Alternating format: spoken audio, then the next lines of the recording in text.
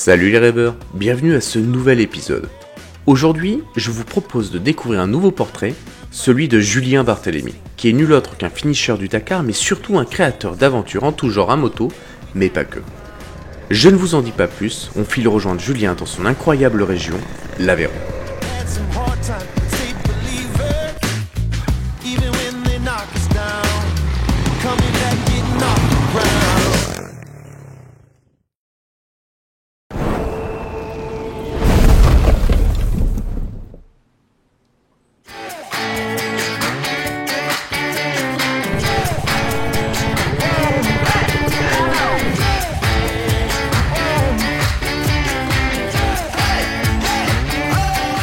Julien est un entraîneur, formateur, préparateur, etc., etc. Il travaille pour Globe Air, enfin plus simplement c'est sa société. Et pour commencer, il va nous fournir 2 Honda CRF 250 et il va nous emmener sur l'une de ses pistes d'entraînement. Alors le programme du jour, la découverte de l'Aveyron, au guidon de ces 2 petites machines de guerre qui n'ont strictement rien à voir avec nos maxi-trails. Pour faire simple, nous sommes complètement paumés dessus. Et Julien va nous donner un maximum de conseils dans un temps ultra court. Alors, on va dire qu'on aura apprivoisé à peu près nos motos avant de partir sur les chemins.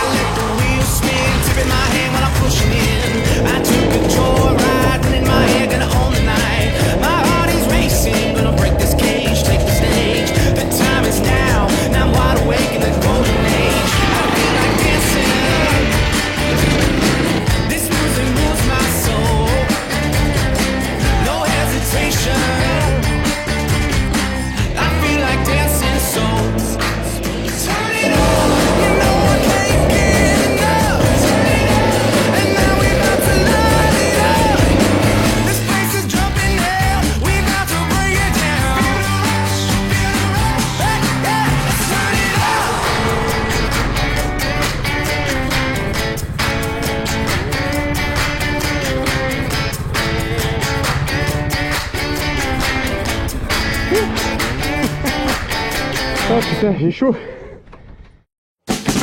Après un repas sur le pouce, on part découvrir une première curiosité du secteur, le Tindoul de la Vessière. Alors c'est un avenne spectaculaire de 40 mètres de large sur environ 25 mètres de profondeur. C'est un lieu idéal pour faire de la spéléo, mais surtout pour commencer à en prendre plein les yeux.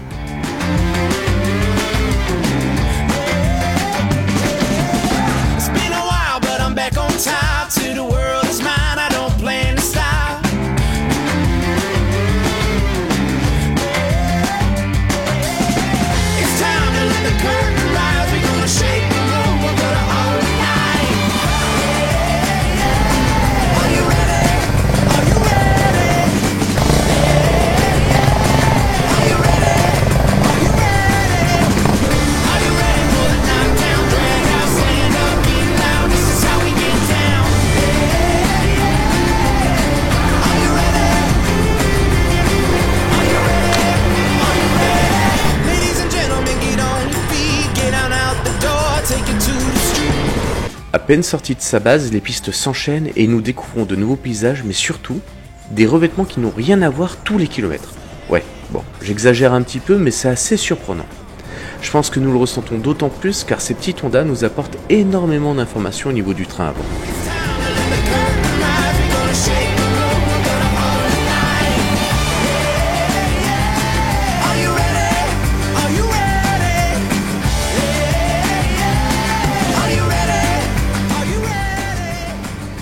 On vient à peine de faire 10 minutes de moto supplémentaires et on se retrouve là. On domine Salles-la-Source. C'est un magnifique village de caractère où vous pourrez vous balader le long des corniches et profiter de cette vue incroyable.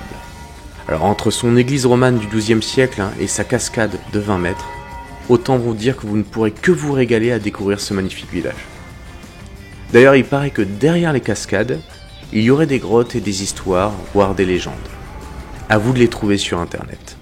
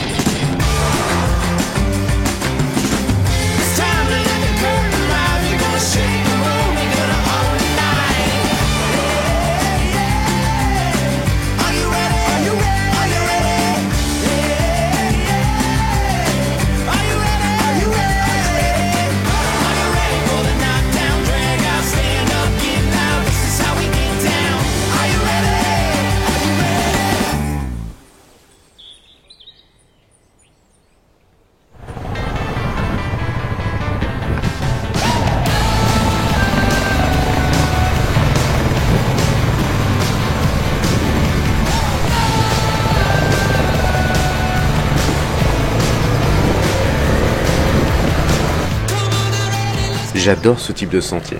C'est en effet technique car étroit et peu roulant, hein, avec des cailloux qui dévalent sous nos pneus, mais on profite un max de la fraîcheur du sous-bois et ce n'est pas du luxe, hein, jour de canicule.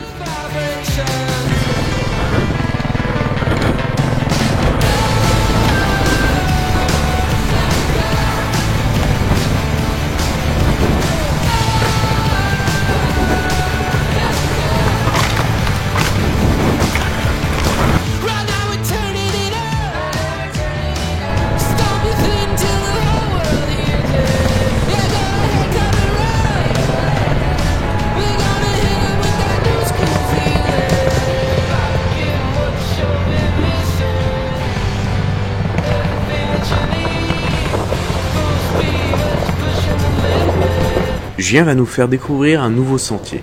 Il est un peu plus abrupt et glissant que le premier, mais le cadre est superbe. Pour autant, jamais je ne me serais attendu à découvrir ce monument ici. Cette région est juste surprenante. Je vous propose de découvrir Notre-Dame de Vent, une église du XVIIe siècle de style roman.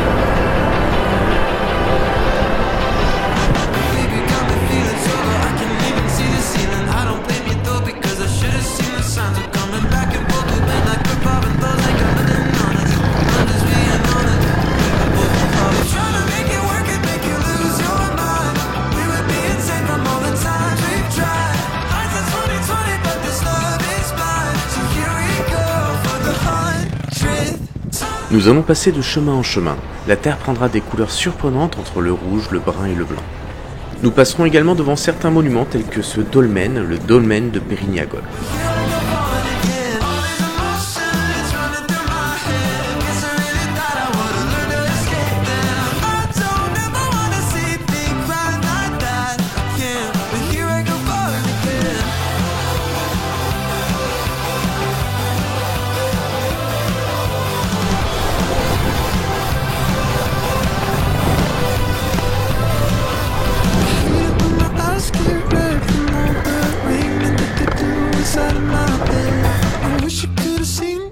La chaleur est écrasante, alors nous allons vite manquer d'eau. Julien va nous proposer de profiter d'un lieu magnifique pour partager un verre ensemble. Cyril et moi n'allons évidemment pas hésiter longtemps à répondre positivement à cette invitation. Cet hôtel, blotti au pied d'Écosse, était l'endroit parfait pour profiter de cette pause bien méritée.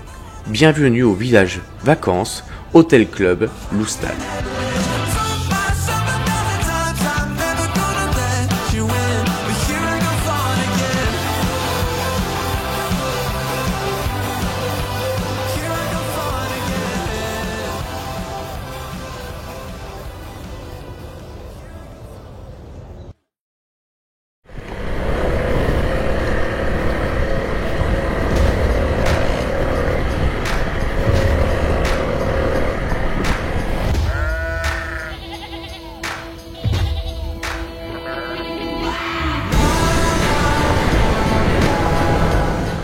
Peine le temps de finir notre bière que nous reprenons directement la route.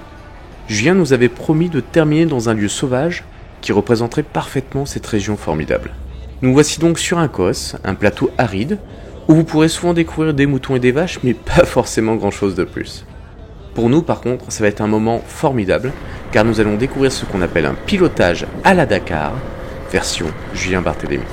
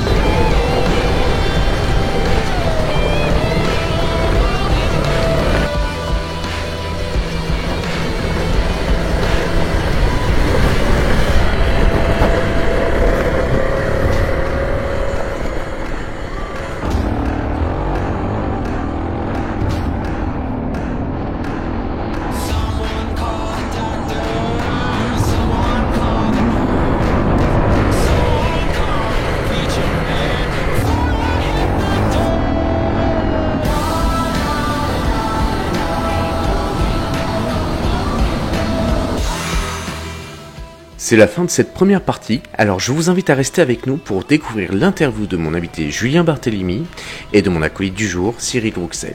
A tout de suite.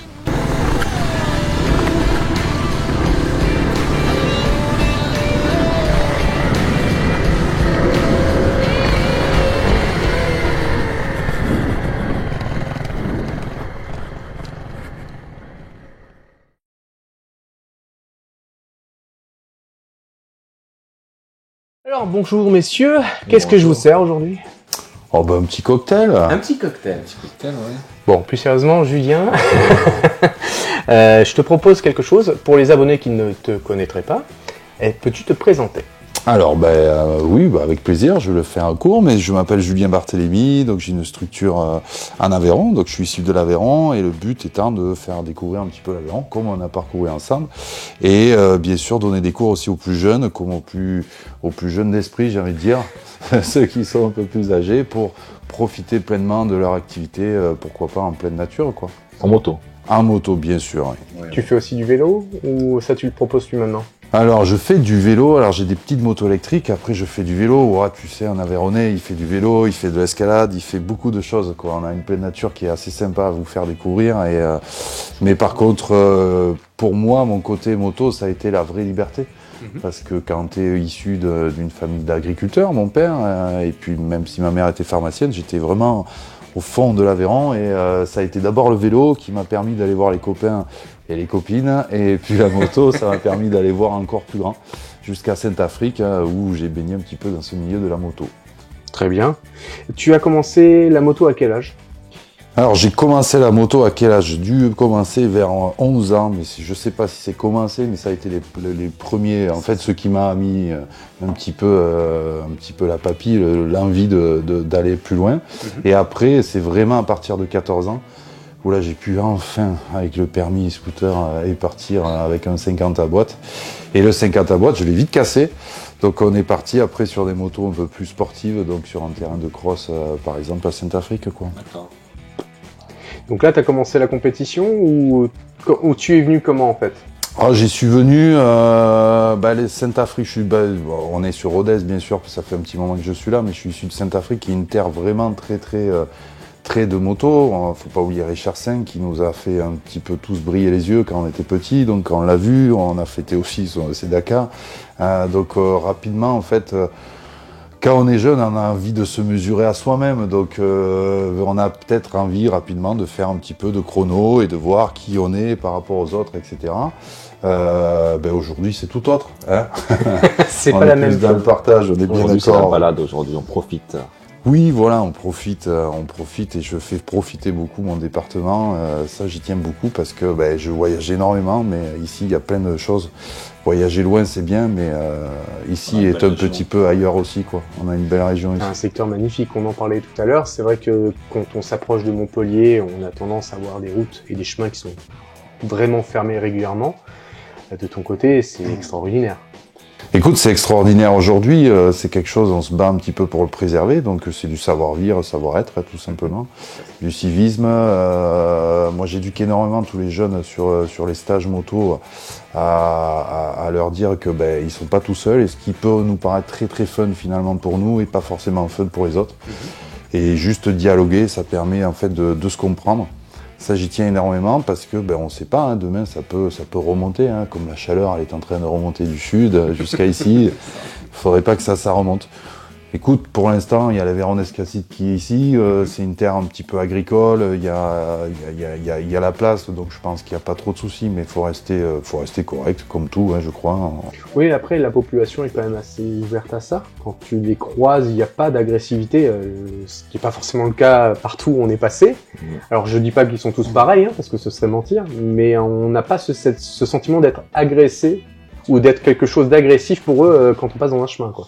Écoute, l'Aveyron, je pense que c'est une terre quand même d'accueil, on aime bien les gens, on a ce côté partage, et puis c'est une terre agricole, qui dit agricole dit tracteur, qui dit agricole dit peut-être la petite moto pour aller chercher les brebis, donc je pense que ça reste un petit peu dans ses mœurs et coutumes. Après c'est sûr que forcément il y a des personnes qui sont pas de la région, qui comprennent pas tout à fait au début l'esprit un petit peu aveyronnais, et au fur et à mesure ils s'adaptent exactement, ils comprennent que il n'y a pas que, quoi, tu vois. Donc, il y a un vrai sentiment de partage. Je sais pas ce que t'en penses, Cyril. Ah oui, vrai c'est que sûr. dès qu'on est sur ces secteurs, on a l'impression de revivre avec des gens qui sont d'une simplicité. C'est pas pour faire sa pub, hein, c'est que c'est une réalité. À chaque fois qu'on vient ici, on en prend plein les yeux, plein les papilles, parce que Les niveau yeux gastronomie, sont c'est bien aussi. impressionnants. Ouais. Les décors sont impressionnants. Et puis comme je disais tout à l'heure, tu parlais de respect, mais toi, l'avantage qu'il y a, c'est que tu fais commencer la moto aux enfants qui ont 5-6 ans. oui. Donc tu leur inculques vraiment ce respect déjà depuis le plus jeune âge, quoi. Oui, complètement, de s'écouter, c'est de l'entraide aussi, hein. Moi, l'école, c'est plus de l'éducation au travers de la moto que j'essaye de mettre en place, plutôt que de la moto pure et dure et de la confrontation. Bien sûr que quand on est jeune, on a envie de faire un petit peu comme les vidéos, peut-être la moins-value de ces vidéos des derniers temps, c'est peut-être l'enduro extrême qui nous fait un petit peu tort, on tend vers ça. C'est pour ça que moi je travaille plus avec les passionnés de trail, etc., qui m'animent, et d'enduro aussi, les vrais sont plutôt bien. Après, sur l'école de moto, j'inculque aussi c'est un savoir-être en fait, c'est-à-dire que c'est des valeurs, ça va amener des émotions, et j'en suis même presque dans de la thérapie moto, quoi. Parce que On fait des règles des chevaux. Pour moi, la moto est le miroir de ta personnalité. Donc ça c'est très intéressant à travailler ça, quoi. En fait, je crois que ma passion, c'est pas forcément la moto, je crois que c'est l'humain, plutôt l'humain, ouais. Ça, c'est un truc on qu'on ressent a bien. remarqué. Ouais. Ah ouais, On ressent bien, c'est impressionnant. Hein. Il remarque directement, dès qu'il y a eu un petit souci ou quoi que ce soit, il se met à disposition. Et là, c'est pas parce qu'on faisait la vidéo, c'est parce que c'est naturel. Directement, t'as été reprendre ton rôle de professeur, d'instituteur, je sais pas comment tu le dis, de moniteur. De moniteur, d'accompagnant, de coach, de tout ça. Bon, maintenant, il faut que je les paye, vous comprenez bien. Ouais, ça c'est après, mais ça on en parlera plus tard. Très bien, comment s'appelle ton école? Parce qu'au final, on l'a pas cité. Écoute, mon école, j'ai pas voulu un nom de moto pour faire différent. Elle s'appelle Air Globe. Et pourquoi? Pourquoi, hein? Exactement, pourquoi? Eh bien parce que C'est une bonne question, ça. c'est une très bonne question. Air parce que plein air. J'aime ce côté être dans la nature. C'est malgré que certains pourraient croire qu'on pollue parce qu'on utilise quelque chose de thermique, mais en fait moi je la respecte, je la sens, je la ressens même la nature et j'essaye de donner ces codes-là. Et globe parce que je suis mobile, je bouge pas trop mal, même si je reste très département Aveyron. Je bouge beaucoup, mais je crois que vous allez en venir dans pas longtemps, non? C'est ça, Ouais. vous allez me chauffer un peu. Un petit peu, justement. Alors, tu as eu un parcours relativement, on va dire, de sportif. Tu as fait pas mal de compétitions et autres. Tu es arrivé à un moment où tu formais des gens pour faire de la compétition. Tu les regardais partir. Et notamment, le dernier, on va dire, épisode, c'est quoi? C'est l'apéro que tu viens de servir. Ouais, c'est oublié, pardon. Non, t'inquiète pas. Écoute, le dernier épisode, ça a été effectivement la rencontre avec Kevin.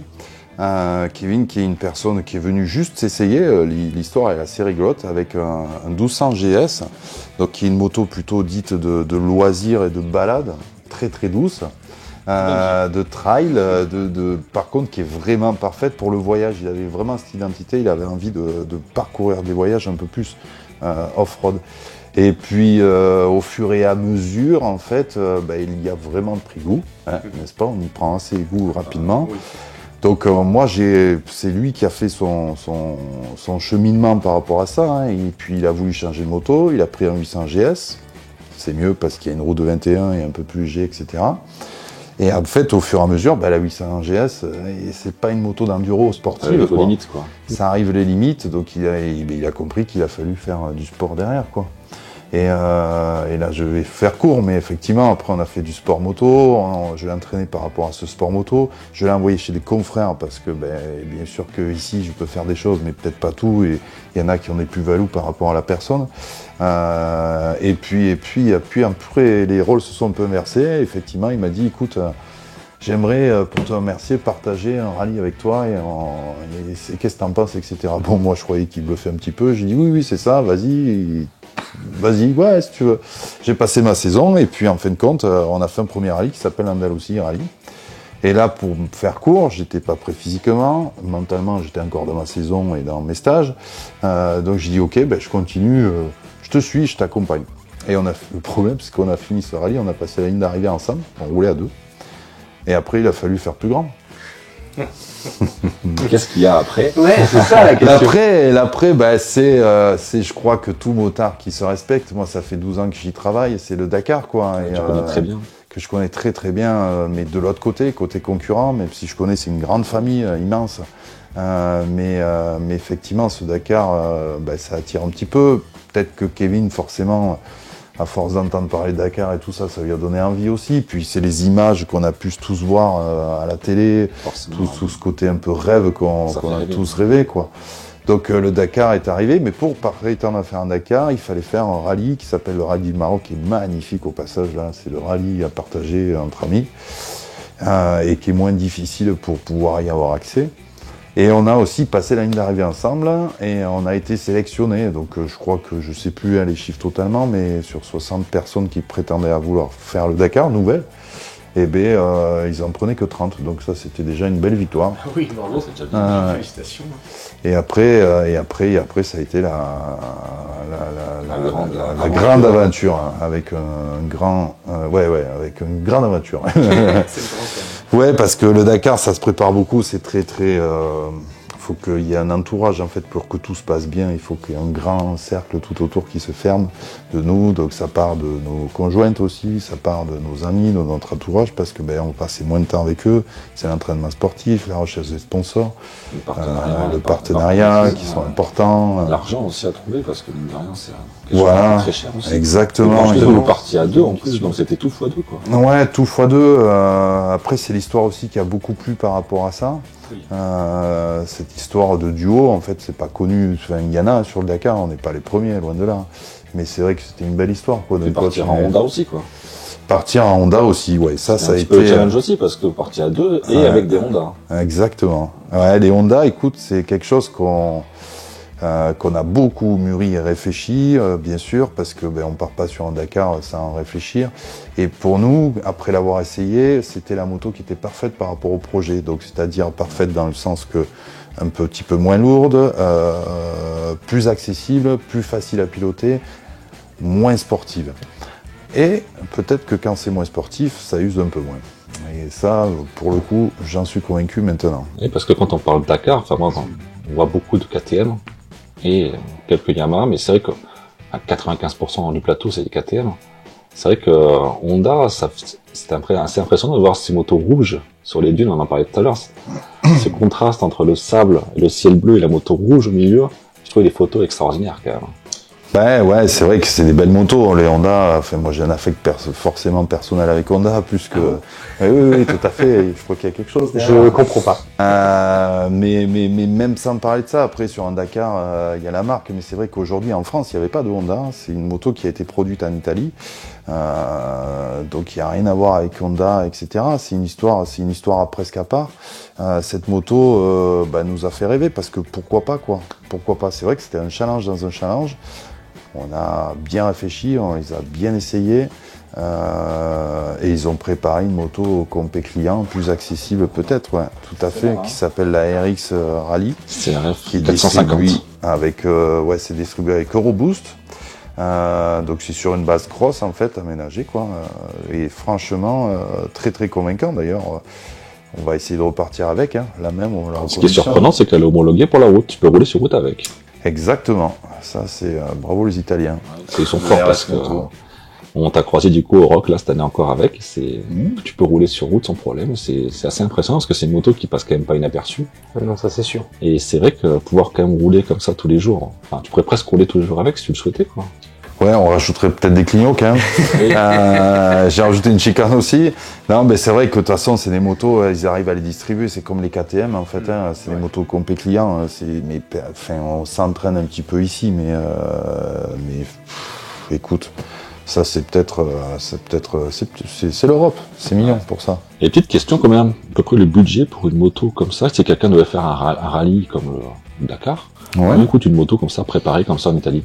Écoute, une moto comme ça, en fait sur le Dakar, je voulais en parler ça, mais ce qui est cher, c'est l'addition de tout, il n'y a rien qui est cher, en fait c'est tout à fait logique, et pour comprendre de l'avoir vécu de l'autre côté, et pareil, une moto comme ça, en fait, va coûter, prix public ici, arrivé en France, avec une carte grise homologuée Euro 6, 25 000 euros. Oui, c'est le prix d'une GS quoi. C'est une moto de compétition. C'est ça, c'est une prix d'une GS. Alors c'est pas la Honda des usines, hein, bien entendu, mais ça suffit amplement. C'est pas non plus hors de prix quoi. Ça reste cher, mais c'est pas hors de prix. Par rapport à certaines motos préparées, c'est sûr. Exactement. Donc effectivement, c'est la succession de tout en fait. Tout cumulé coûte très cher pour un Dakar quoi. Bah oui, là on va être sur du hormis moto, 60 000 euros par personne avec une assistance, ouais. Parce que vous, en plus, vous partez à 2, donc faut tout faire x2 à chaque fois. Eh oui. Donc 2 motos, assistance, ça comprend quoi quand tu prends de l'assistance? Alors assistance, ça c'était un choix. On pourrait le faire en mal moto, mais c'est vrai qu'il faut quand même avoir un rythme plus soutenu. Et un premier Dakar, le faire en mal moto, c'est quand même difficile. Mal moto, je m'explique, c'est en fait des personnes qui vont faire leur propre mécanique, donc qui arrivent au bivouac et qui vont vraiment eux-mêmes tout seuls faire leur mécanique, donc c'est-à-dire changer les pneus, l'huile, etc. Déjà, t'arrives tard et en plus, il faut te saper. Voilà. Donc on savait que ça allait être difficile, hein, parce que Kevin, en fait, le champion, c'est pas moi, hein, c'est lui, parce qu'en 4 ans, même pas, 3 ans et demi de tout terrain, on était... Il va sur le Dakar, putain de vache. Donc champion du monde, c'est lui, quoi, là, pour le coup. Mais par contre, on n'est pas fou non plus, quoi. Hein, on s'est dit, on va y aller, on se met bien. C'est quand même un projet de presque de vie. Ça fait un des projets de vie. Donc, on essaye de tout mettre en place pour arriver. Et on a pris forcément avec KRS Moto qui est à Bergame, ceux qui ont construit la moto, ils ont un concept d'assistance qui est très intéressant, où il y a toutes les pièces, etc. C'était ce qui était un peu redouté sur le choix de la moto, mais en fait, ils nous ont prouvé que ça marchait bien, quoi. Et en même temps, j'ai pas cassé grand chose dessus, quoi. Oui, parce qu'à part celle de Kevin, bon, c'était le problème, il est tombé. Toutes les Honda sont arrivées au bout. Toutes les Honda sont arrivées au bout. Il y a une personne qui a cassé un moteur. Bon, après, comment dire, il y a des façons de rouler, quoi. Ouais, on est bien d'accord. Ça se respecte, hein. En fait, pour moi, la moto, c'est le prolongement de toi. Ça s'écoute, ça se respecte, ça s'entend, ça se ressent. Il y a plein de choses qu'on pourrait dire sur ça. Donc, le projet comme Dakar, on n'est pas les premiers, là. Donc, on cherche pas à la pousser, quoi. Mais sur une Honda, c'est quand même pas commun, quand même. Ah non, là, je crois que oui, on est les deux seuls Français à avoir fait ce projet. Il n'y en a que 2 en France. Hein. Il n'y en a que 2 en France. On espère qu'il y en ait plus, parce que pourquoi pas, quoi. C'est quand même 10 000 euros, quasiment 10 000 euros de moins que la KTM, quoi, aussi. Oui, puis elle est capable, du coup, de finir à Dakar sans problème. Eh ben oui, pour quelqu'un qui veut prétendre à finir en Dakar, pourquoi pas. La deuxième semaine où j'étais un peu plus seul, malheureusement, parce que Kevin s'est blessé, je roulais un chouïa plus vite, j'aurais aimé peut-être un chouïa plus de longueur.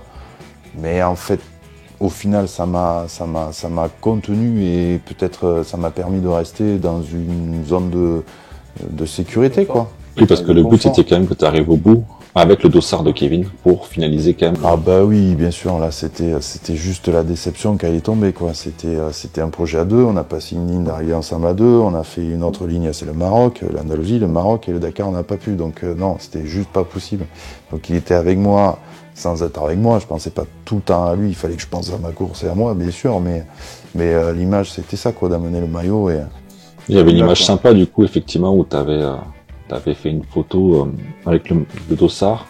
C'était, il y avait un remerciement. Ah oui. Je sais plus où est-ce que c'était. J'ai vu une photo comme ça. C'était super sympa. Ils avaient vraiment joué le jeu en faisant vraiment une publication là-dessus. Écoute, ça, j'étais très content parce que effectivement, le Dakar, la télé, on voit souvent les premiers. Bon, faut savoir qu'en fait, France TV a des droits d'image. Ils peuvent pas non plus passer tant d'heures. Et il y a beaucoup de choses à dire sur le sportif. Et de temps en temps, on a réussi à nous voir d'ailleurs.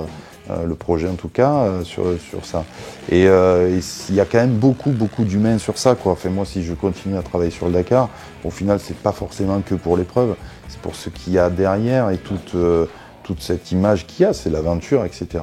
Et ce que j'ai aimé, c'est que je m'y attendais pas parce que je sortais de ma spéciale alors que j'avais cassé une durée d'essence, je sais pas si tu te rappelles, mais j'ai un petit peu ramé cette journée-là, un peu beaucoup même. Mais il a fallu récupérer de l'essence. Je suis arrivé, j'étais un petit peu tendu sur ma course, et ils ont récompensé un petit peu le geste sportif, quoi.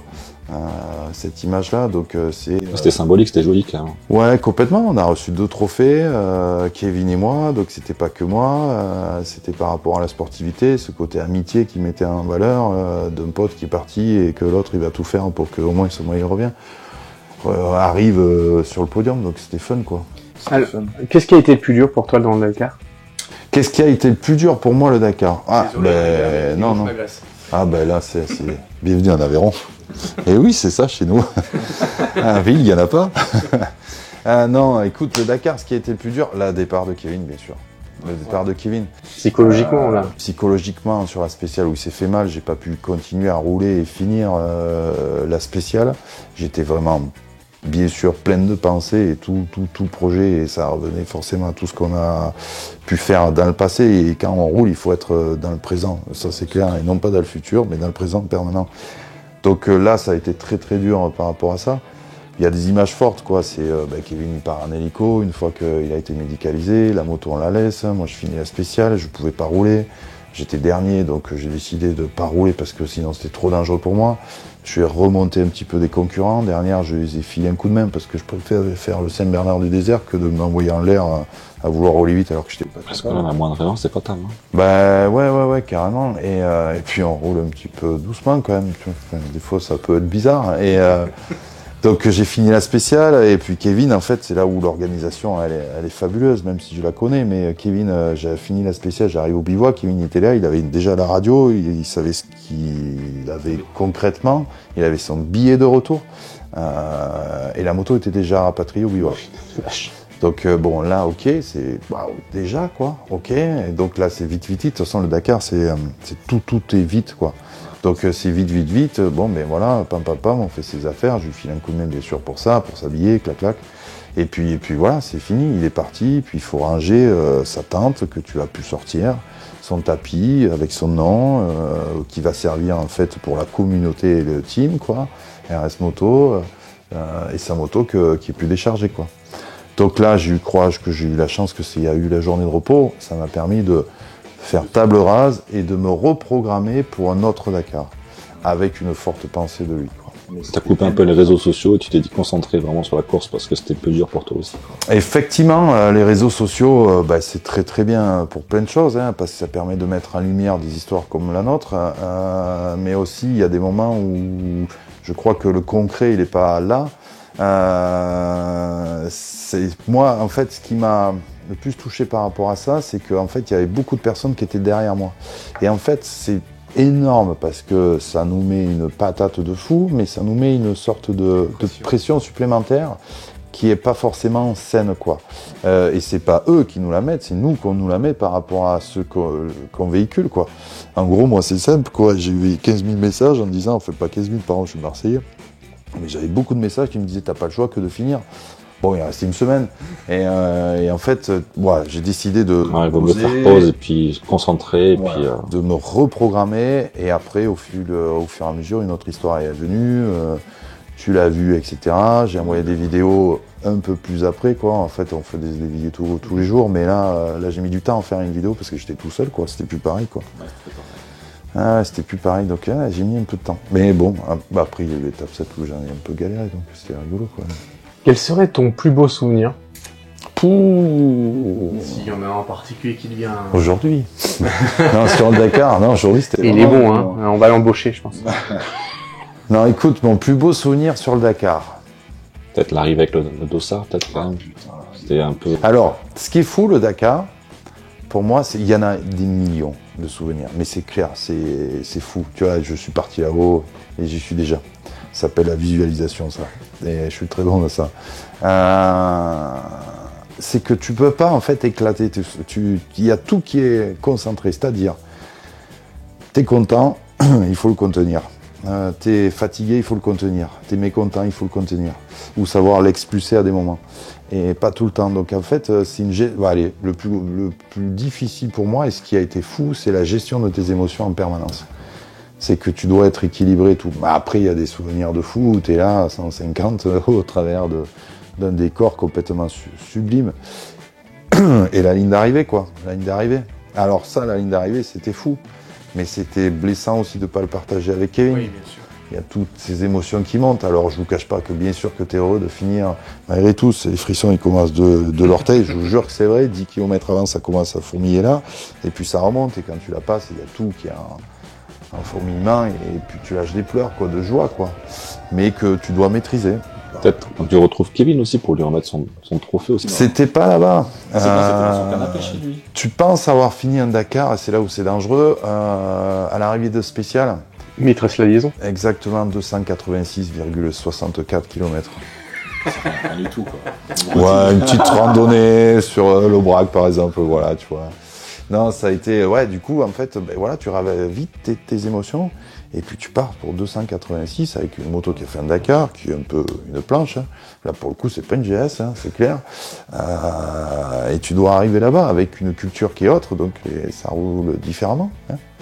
C'est rigolo des fois. Je pense qu'il faut quand même effectivement avoir un niveau quand même. Mais c'est l'endurance le plus impressionnant. Moi, le niveau technique il est là, mais l'endurance sur des journées complètes, plus la liaison, plus après les nuits courtes. C'est un ensemble, c'est là où il faut prendre le bon wagon, sinon les nuits elles sont de plus en plus courtes, c'est pas faux. C'est un ensemble de choses. Tout se fait. Après ça dépend qui et comment on va mettre en place et le temps qu'on se déroge par rapport à ça. Mais sinon, tout se fait. Bien sûr qu'il faut être préparé. Il ne faut pas partir sur un Dakar Tu fais 820 par jour. Maroc, en se disant c'est bon, je fais 3 tours de moto en randonnée trail ici, je m'aligne sur un Maroc. Ah ben là, ça va vous faire bizarre, là. Bien sûr, ça se prépare beaucoup. Une présélection, parce que sinon, ça serait Bien une sûr, catastrophe. bien Sinon, sûr, quoi. bien sûr, bien sûr. Et même avec ça, il y en a qui sont vraiment... on voit régulièrement quand même qu'il y a des décès, et les gens qui se font quand même très mal, même en étant très bien préparés. Donc, c'est quand même, il y a quand même une présélection qui est très importante quand même dans ce genre de compétition, quoi. Écoute, c'est quelque chose, alors sur ça, les médias, pardon, je vais sur ce terrain glissant là, mais les médias, effectivement, ils mettent en avant le fait qu'il y a des décès, etc. Moi, je vais te dire que quand on prend le départ d'une ligne de départ du Dakar, tous les jours, tu sais que. Mais ça regarde personne d'autre que toi, quoi, tu l'as décidé. Après, là, moi, je pense qu'aujourd'hui, il n'y a plus de personnes qui partent sans être inconscients par rapport à ça. Ils le savent pertinemment, qu'à tout moment, voilà. Donc, est-ce que tu es capable de gérer ça? Est-ce que, enfin, voilà, tu vois, tu vois, on en revient à la même chose, gestion des émotions, c'est très mental. Donc tu as terminé tout simplement ton Dakar, tu rentres en France, tu vas remettre le prix à Kevin dans son canapé. Ouais, tout à fait. La première chose qu'il fallait, c'était juste le revoir, quoi. C'était juste pas possible, quoi. Donc, on a posé, j'ai posé l'avion, ma chérie est venue me chercher. Tu as posé l'avion, putain. Ouais, j'ai posé l'avion, oui. Enfin, on m'a posé un avion plutôt, parce que tu sais, après tu relâches un peu. Et voilà, point final, quoi. On va voir Kevin, c'est tout, point. C'est tout. Et puis voilà. Et puis il y a une photo très très complice, un regard. Quand tu partages ça, je crois qu'il y a personne qui peut expliquer, nous encore moins, et personne ne peut nous comprendre. Cette photo dans le canapé avec tous les deux, là, ce regard que vous avez, c'est assez impressionnant. Quoi. Ouais. Ça ressemble un petit peu à cette photo que vous avez de remerciement que tu nous as fait là. Fait que même avec le casque, on voit presque le regard à travers. Complice, ouais. Après, tu vis des émotions, bien sûr que tu pestes l'un vers l'autre, mais c'est pas vers la personnalité qu'on a pesté. Pardon. C'est par rapport à l'événement sportif, c'est-à-dire qu'à des moments, on voit l'autre se tromper ou vice versa. On met de la rage parce qu'on perd du temps, etc. Mais enfin voilà, il y a plein de personnes qui partent sur Dakar. Moi, je parle pas tant que je vois pas avec mes yeux. Et par contre, même si je l'ai vu et que je l'ai ressenti, c'est très difficile à exprimer. À exprimer un Dakar. Ouais. Il n'y a que les Dakariens qui peuvent comprendre. Justement, c'est bien parce que t'embrayes sur quelque chose, donc t'y repars. Ouais. T'aimes bien, hein, en fait. Non, mais écoute, l'histoire, elle est pas finie, quoi. Elle est pas finie, donc on met tout en place pour y repartir, bien sûr. Il s'avance petit à petit, mais c'est comme avec le temps qu'on se déroge, mais bien sûr qu'on y repart parce qu'on veut passer ces lignes d'arrivée ensemble. Le but, c'est d'arriver effectivement tous les deux cette fois-ci, quoi. Ouais. Ou alors on fait lui, et puis après nous deux, quoi. Non, mais ça serait une excuse pour y retourner. Il faut le finir, il y a des histoires comme ça. C'est clair, quoi. Le duo est né. Voilà, on va tout faire pour. Et, comme tu dis, le Maroc, ça c'est. Le duo est né. Est-ce qu'il y aura autre chose que le Dakar? Parce que tu dis le duo. Ça, on en parlera ce soir, peut-être à l'apéro avec lui. Mais écoute, pour l'instant, il faut être présent. Je suis d'accord avec toi. C'est des bonnes questions. Bien sûr, je pense qu'il y aura quelque chose. Là, on va se focus sur le présent et sur ce projet-là. Mais oui, des trucs peut-être différents, ouais. D'ailleurs, vous faites une découverte en septembre. Exactement. Le 3 septembre, en fait, il y a le team qui revient, RS Moto qui vient sur le circuit où vous avez vu les vidéos. Et on va faire essayer, en fait, à ceux qui ont le projet de rallye ou les partenaires, effectivement, cette moto, parce que il y en a pas beaucoup et puis ça donne un aperçu un petit peu plus, quoi. Autre solution, on veut faire des stages avec toi. Alors les stages, ça se passe comment? C'est du journalier, c'est de la semaine, comment ça se passe? Tu proposes quoi comme type de stage? Alors déjà, ça se passe avec un grand discours, moi j'aime bien, ou un grand email que j'ai pas le temps, mais au moins un lien, au moins téléphonique, et ça dépend des projets. Moi, il y a une formule qui marche bien et que j'affectionne quand on est plus débutant, c'est des formules 2 jours, parce que 3e jour, c'est là où on a un peu la fatigue et qu'on commence à ressentir. Et on fait stage le matin, une mise en pratique avec l'esprit du stage et l'esprit du projet ou l'esprit de la personne, la randonnée. Parce que vous avez bien vu que les chemins, en fait, j'arrive En fait, j'ai une base de travail avec 3 niveaux. Dans ma tête, c'est ça, hein, mais faut pas prendre peur. En trail ou en enduro, chacun a son truc, mais c'est soft, medium et hard. Et puis à tout moment, je vais basculer d'un à l'autre, ou peut-être revenir par rapport à la fatigue physique, etc. Pour justement lisser un petit peu le niveau. Donc ouais, cette formule de jour, c'est très intéressant. Moi, je l'affectionne beaucoup. Moi, j'aime pas qu'il y a trop de monde. Je privilégie du sur-mesure, des petits stages personnalisés, 3-4 personnes. C'est là où j'arrive à faire de la qualité. Parce que la masse, en fait, sur 2 jours qu'on va faire un personnalisé, ça va être une semaine de stage ou quoi. Hein, c'est clair, faut pas se leurrer, quoi. Donc oui, c'est plus cher, mais c'est un booster. Je voulais quand même expliquer aussi une chose, hein, la présence de Cyril, parce que c'est vrai que pourquoi Cyril est là dans cette interview alors qu'on aurait pu être que Julien et moi. Parce qu'on voulait non, je déconne. Tout simplement parce que on voulait. C'est grâce à Cyril que j'ai rencontré Julien. Déjà, il faut le savoir, et Cyril a été le sponsor, comme il est le mien, dans mes aventures au quotidien, et il a été le sponsor donc de Julien pendant le Dakar. Exactement. Je suis très fier, effectivement, ouais, parce que c'est Benji et Julien, donc sont ambassadeurs un peu Team FSA. Totalement. Et c'est vrai que de pouvoir se retrouver aujourd'hui, c'était un très grand plaisir, parce que ça faisait un moment qu'on avait envie de faire ce projet ensemble. Mais c'est vrai qu'avec nos emplois du temps, le tien et tout, ça a toujours été un peu compliqué. Et on a enfin réussi à faire cette journée ensemble. Et c'est vrai que pour moi, c'était une fierté un peu de pouvoir faire tout ça, en fait, ensemble. Puis de pouvoir aussi préparer, comme on l'a regardé tout à l'heure, le Dakar 2023 aussi, quoi. Donc, ouais, carrément. Merci déjà. Je crois que je parle un peu pour nous deux, hein. mais vraiment de ça, parce que effectivement sur un Dakar comme d'autres projets, parce qu'au départ tu étais aussi partenaire de la Globe. L'idée c'était de mettre en valeur tes produits de qualité, et quand on a des aides comme ça et des coups de pouce, c'est toujours bien, quoi.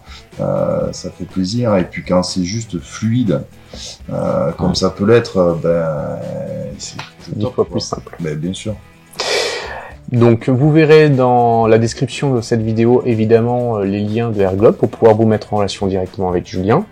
Forcément, je ne vous invite qu'à faire ça, hein. Franchement, on progresse d'une façon assez impressionnante en découvrant et en écoutant ses conseils, donc c'est un vrai plaisir. Et surtout l'humain. J'ai tendance à le dire à mes invités, mais c'est vrai que je choisis mes invités aussi par rapport à ça. Je dis pas oui à tout le monde. Et c'était un plaisir de pouvoir te rencontrer en direct, passer cette journée ensemble. Ça m'a confirmé ce que j'avais ressenti auprès de Cyril les 2 fois où on s'était vus, quoi. Parce qu'on s'est vu que 2 fois au Rock. 2021 et 2022, regardez les vidéos. Bref, voilà.